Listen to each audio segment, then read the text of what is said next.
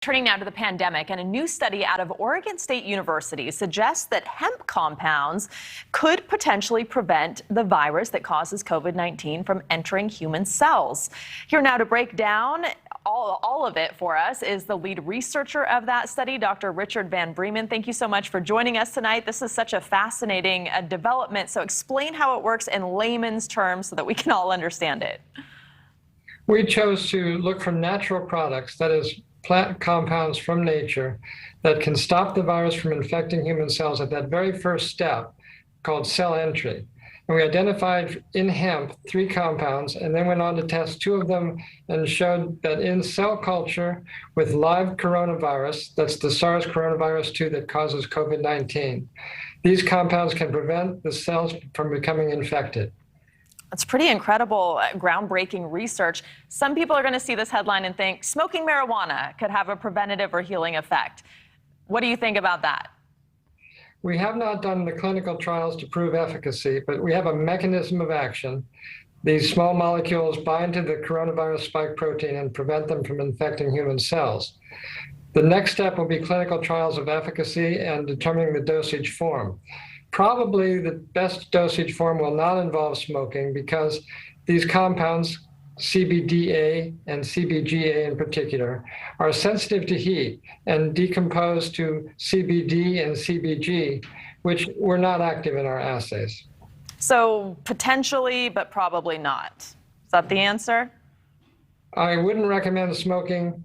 Perhaps an oral administration route might be the best for these molecules. Okay, what do you see potentially happening with this research? How could it be put to use and when? The good news about hemp is that we've used it as a dietary supplement and as a medicine for many, many generations. These compounds, CBDA and CBGA, are really quite safe over a wide range of concentrations when administered.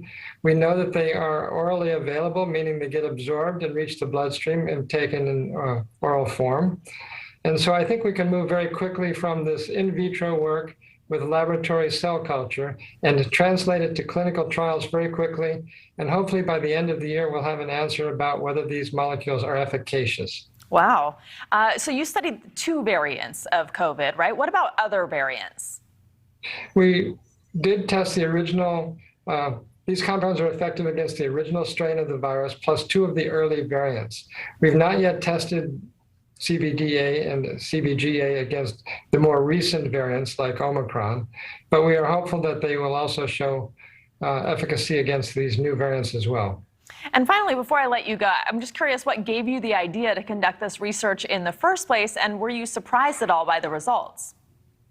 Well, we're always thrilled to have positive results in our research.